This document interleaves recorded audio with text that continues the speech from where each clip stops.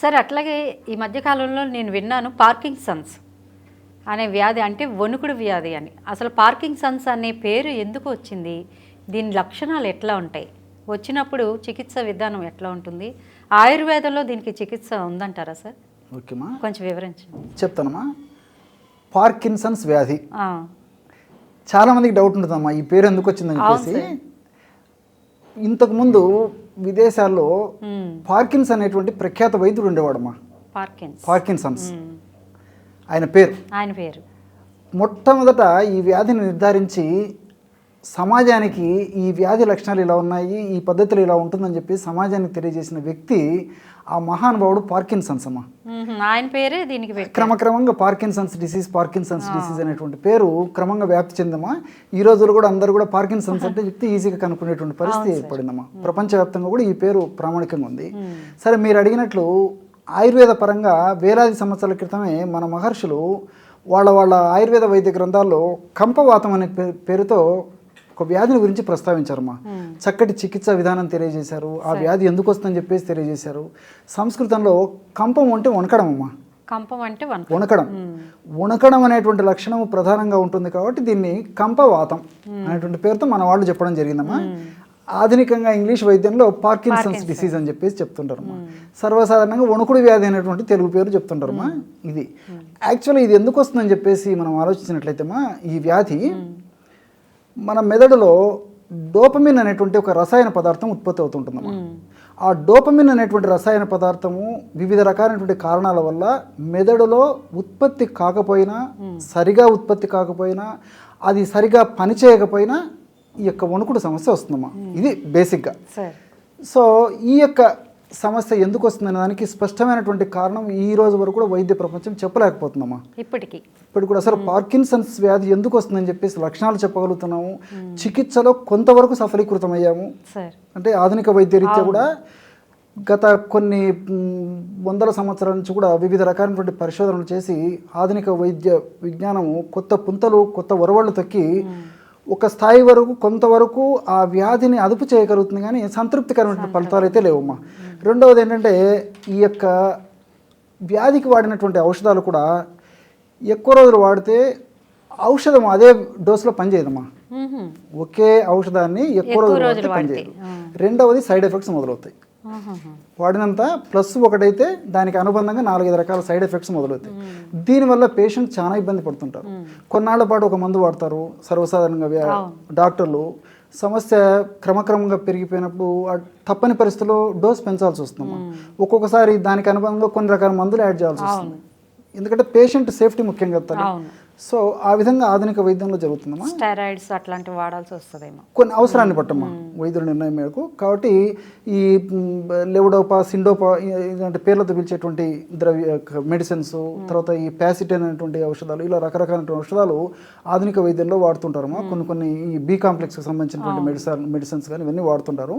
కానీ పూర్వకాలంతో పోల్చుకుంటే, అంటే ఇంచుమించు ఒక 50 సంవత్సరాలు 100 సంవత్సరాల క్రితంతో పోల్చుకుంటే ఈ రోజుకి ఆధునిక విజ్ఞానంలో కొత్త పుంతలు తొక్కడం వల్ల శాస్త్ర సాంకేతిక పరిజ్ఞానాల ప్రభావం చేత బాగా అభివృద్ధి చెందినటువంటి పరిస్థితి ఉంది. కాబట్టి కొంతవరకు కొంత వాళ్ళకి సఫలీకృతం కాగలుగుతున్నాం, కానీ పూర్తి స్థాయిలో మాత్రం లేదమ్మా. చాలామంది పాపం చాలా ఇబ్బంది పడుతుంటారు, చాలా విపరీతమైన సైడ్ ఎఫెక్ట్స్ కూడా వస్తుంటాయి. కాబట్టి ఈ యొక్క పద్ధతిలో ఇది జరుగుతుందమ్మా. మరి దీనికి సంబంధించి ఆయుర్వేద వైద్య విధానంలో చెప్పాను కదమ్మా, మన మహర్షులు చాలా చక్కటి మందులు చెప్పడం జరిగిందమ్మా. ఇవన్నీ కూడా సైడ్ బెనిఫిట్స్ ఉంటాయి కదా, సైడ్ ఎఫెక్ట్స్ అయితే ఉండవమ్మా. సో బ్యాక్ టు నేచర్ అనే రీతిలో ఈ న్యాచురల్గా ఈ పద్ధతిలో కూడా ఈ యొక్క ఔషధాలు వాడుకోవడం వల్ల చాలా సంతృప్తికరమైన ఫలితాలు కలుగుతాయమ్మా. బట్ ఇంకోటి ఏమంటే, ఇక్కడ మనం చెప్పుకోవాల్సిన కూడా, మీరు అడిగారు ఏ లక్షణాలు ఉంటాయని చెప్పేసి, ఆ లక్షణాలు చెప్పేసి చికిత్స చెప్తామా. సరే.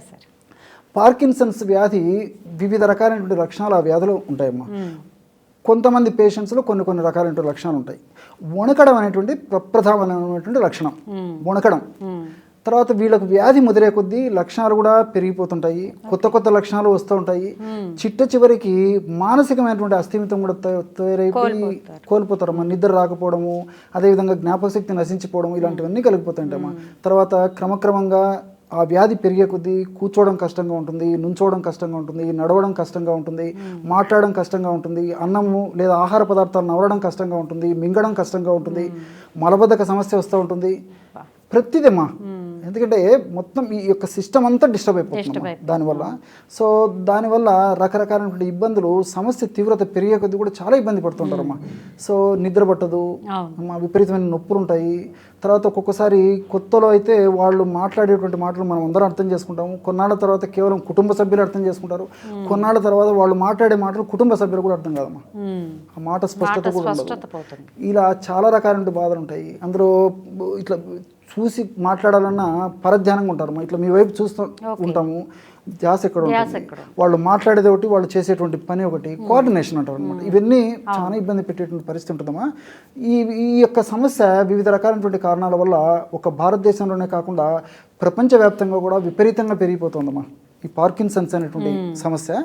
దీనికి మానసిక ఒత్తిడి కొంత కారణం అని చెప్పేసి చెప్తున్నారు, పోషకాహార లోపం అని చెప్పేసి కొన్ని రకాల కారణాలు అని చెప్పేసి కొంతమంది వైద్యులు చెప్తున్నారు, వాతావరణ కాలుష్యం అని చెప్పేసి వైద్యులు చెప్తున్నారు.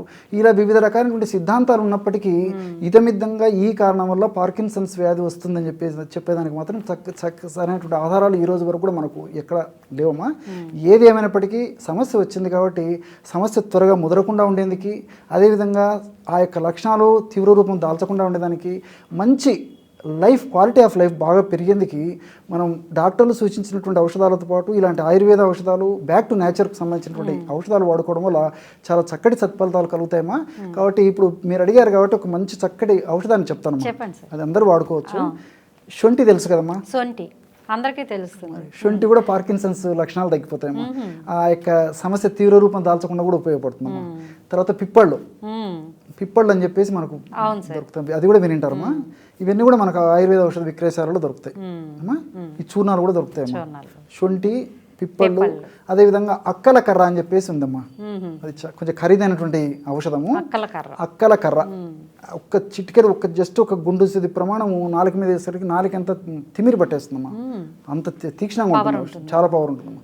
అక్కల కర్ర అదొక 10 గ్రాములు తీసుకోవాలమ్మా. శొంఠి పొడి 10 గ్రాములు, పిప్పళ్ళ పొడి 10 గ్రాములు, అక్కల కర్ర 10 గ్రాములు. అదేవిధంగా రాష్ట్రం అనేటువంటి ఒక మొక్కమ్మా, అంటే ఒక వేరు రాష్ట్రం. దాన్ని దుంప రాష్ట్రం అని, సన్న రాష్ట్రం అని, కళింగ రాష్ట్రం అని రకరకాల పేర్లతో పిలుస్తుంటారమ్మా. రాస్న చూర్ణం అంటే ఇస్తారు. రాస్న చూర్ణం అది ఒక 10 గ్రామ్స్ తీసుకోవాలి. చివరగా అతి మధుర చూర్ణం. చాలా తీపి ఉంటుందమ్మా. ఇది పేర్లో ఉంది, మధురం అని ఉంది కదా. మధురం, అతి మధురం ఇంకా ఎక్కువ. ఈ బెల్లము, పంచదార కంటే కూడా తీపి ఉంటుందమ్మా, అందుకే అతి మధురం అని పేరు పెట్టారు. ఆ పౌడర్ ఒక 10 గ్రామ్స్. ఈ 5 ఒక్కొక్కటి ఒక 10 గ్రామ్స్ తీసుకొని అన్ని కలిపేసేసామా. ఉదయం ఒక గ్రామ్, ఆహారానికి ఒక అరగంట ముందు, రాత్రి ఆహారానికి ఒక అరగంట ముందు ఒక గ్రామ్ అమ్మా తీసుకొని, ఒకవేళ షుగరు ఇలాంటివి లేకపోతే తేనెతో కలిపేసి తీసుకోవచ్చు అమ్మా. ఒకవేళ షుగర్ ఉండి ఇతర ఇబ్బందులు ఏమైనా ఉంటే గోరువెచ్చని పాలు కానీ, అంటే ఒక 50 ml or 100 ml గోరువెచ్చని నీళ్ళు కానీ, మామూలు నీళ్ళు కానీ ఎలాగైనా వాడుకోవచ్చు అమ్మా. సో ఉదయం 1 గ్రాము, సాయంత్రం 1 గ్రాము. ఈ ఔషధం అయిపోయిన తర్వాత మళ్ళీ తయారు చేసుకొని వాడుకోవాలమ్మా. కాబట్టి ఇలా ఈ యొక్క ఔషధాన్ని ఇతర అనుబంధ ఔషధాలతో వాడుకోవచ్చు, సపరేట్గానే వాడుకోవచ్చు. కాబట్టి డాక్టర్లు ఇచ్చినటువంటి ప్రిస్క్రిప్షన్ వాడుకుంటూ కూడా ఈ యొక్క ఔషధాలు వాడుకోవడం వల్ల కూడా సమస్య తీవ్ర రూపంగా దాల్చకుండా ఉంటుంది. సైడ్ ఎఫెక్ట్స్ చెప్పాను కదమ్మా, ఆధునిక కృత్రిమ రసాయన ఔషధాలు సైడ్ ఎఫెక్ట్స్ వస్తుంటాయి కాబట్టి ఆ సైడ్ ఎఫెక్ట్స్ కూడా మ్యాక్సిమం కంట్రోల్ చేస్తాయమ్మా. అండ్ వన్ మోర్ థింగ్, ఆ ఇంగ్లీష్ మందుల యొక్క డోస్ను కూడా తగ్గించేదానికి అవకాశం ఏర్పడుతుందమ్మా. ఇంతకుముందు నేను చెప్పాను కదా తల్లి, డోస్ పెంచుకుంటూ పోవాల్సి వస్తుంది. సో వాటి అవసరం రాదు, క్వాలిటీ ఆఫ్ లైఫ్ పెరిగిపోతుంది. ఇంతకంటే మనకేం కావాలి. కాబట్టి ఇలాంటి ఔషధాన్ని వాడుకోవడం వల్ల పెద్ద ఖర్చు, అంటే కొద్ది గొప్ప ఖర్చు ఉంటుంది, మరీ అంత ఎవరు ఖర్చు పెట్టుకునేటువంటి స్థాయిలో అయితే ఉండదమ్మా. బట్ ఆ పద్ధతిలో మన బడ్జెట్లోనే ఉంటుంది కాబట్టి తెచ్చుకొని తయారు చేసుకొని వాడుకోవడం వల్ల ఉంటుంది, మంచి ప్రయోజనం ఉంటుంది. బట్ ఏంటంటే ఫ్రెష్గా వాడుకోవాలమ్మా. ఈ చూర్ణాలు కూడా నేను అంతే ప్రతిసారి చెప్తుంటానమ్మా, ఎప్పుడైతే ఎక్కువ రోజు నిలువ ఉంటుందో ఔషధ గుణాలు తగ్గిపోతాయి. కాబట్టి ఫ్రెష్గా తయారు చేసుకొని వాడుకున్నప్పుడే మనం ఆశించినటువంటి ఫలితాలు కలుగుతాయి. కానీ మనం ఇప్పుడు నేను చెప్పినటువంటి పౌడర్ని వివిధ రకాలైనటువంటి కారణాల రీత్యా ఏదో ఒకటిసారి 5 నెలలకు 6 మాసాలకు సంవత్సరానికి తయారు చేసి పెట్టుకొని వాడడం వల్ల ఒక నెలకు వరకు లేదా మ్యాక్సిమం ఒక 2 months వరకు దాని ఎఫెక్ట్ ఉంటుందమ్మా. క్రమంగా అందులో ఉన్నటువంటి రసాయన గుణాలు ఔషధ తత్వాలు సన్నగిలిపోయి ఔషధం అంత ఆశించినంత స్థాయిలో పనిచేయదమ్మా. కాబట్టి ఫ్రెష్గా తయారు చేసుకుని వాడుకోవడం వల్ల చాలా చక్కగా పనిచేస్తుంది. మరి ఇట్లా సమస్యతో బాధపడేటువంటి వాళ్ళు ఎంతోమంది ఉన్నారమ్మా మన వాళ్ళలో. వాళ్ళందరూ కూడా వాడుకోవచ్చు, క్షేమదాయకంగా పనిచేస్తుంది, అన్ని సైడ్ బెనిఫిట్స్ అమ్మా. Thank you sir.